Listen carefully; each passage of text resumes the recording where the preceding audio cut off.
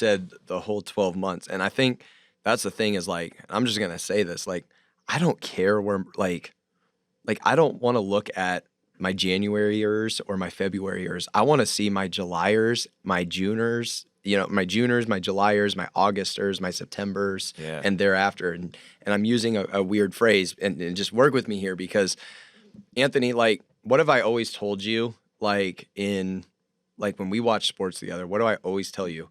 I always will look at like a freshman quarterback or a rookie quarterback in the second half of the season. That's when I start grading them. I don't care how good or bad that guy is in the first month and a half or two of the season. I don't care, because what happens? Tape starts getting out on that player, so people start adjusting to that player. Correct. They start figuring out that person's habits, things like that. So do you know that the devil will start figuring out your habits and start planning ways to attack you? So later in the year, you need to be ready for this. I always will look at a team and say, I don't care how you start, I care how you finish. Are they a first half or a second half team? I'd rather a team be slower in the first half but come out blazing in the second half than start amazing in the first half but can't close a game in the second half. Because here's the thing. If you start bad in the first half but you play amazing in the second half, I mean, ultimately the goal is to play 4, complementary football quarters of, football, right? You want to play 4 quarters and a full complete game. But just work with me on this point. Is I'd rather a team be a second half team, or a person even be like better as the year goes on. You mentioned 12 months. So what are you doing in that 6th month, June, 7th month, July, 8th month, August? Like, it's not how you start. It's how you're gradually building and getting better. And if you are better in that second half of the football game or second half of the year, it shows me, or it says to me, because like I've coached football too, it says to me that you are learning and you are adjusting. You are knowing how to take what has happened in the first half, go into the locker room, and adjust to it. Yeah.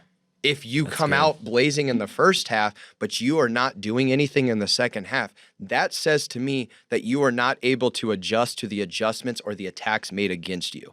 And that is ultimately not a place you want to be in, because the devil is going to bring attacks. This is why we see people that start so well through January up to April, and then they burn out summer into fall and winter, because they sit there and they go so hard towards something, but then they don't carry out that same adrenaline and vision into the second half of the year. So by the 6th, 7th month of the year, they burn out. By the second half of that game, they burn out.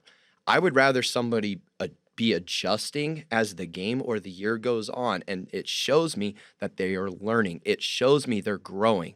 It shows me they're getting better as time is going on. So good. That's what I like, because at that point, then they're working to finish the race. And it's like I always tell people, like, when I look at a team too, like when I played, I looked at my teammates and I was like, I always looked at how guys, I didn't care how my teammates necessarily played in the beginning of the season. I wanted to know, like, where were you in week 10? Not week 1 or 2 of the season. Because listen, everybody's got to get their feet under them. Their, adrenaline is just all-time high. Everybody's got to get the fundamentals back. You kind of got to get hit a little bit. You got to learn how to hit. You got to like get back into the flow because you've had a long off season, right?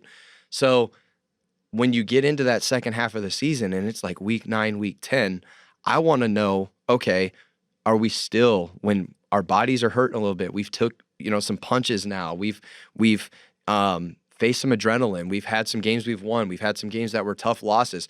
Are you still going towards what's in front of us and say, we still have everything in front of us to earn, to grasp, to go get? Or are we just going to say, nah, we've taken some hits back in week 3 or game 4 or whatever, and I can't go and hit this anymore? See, that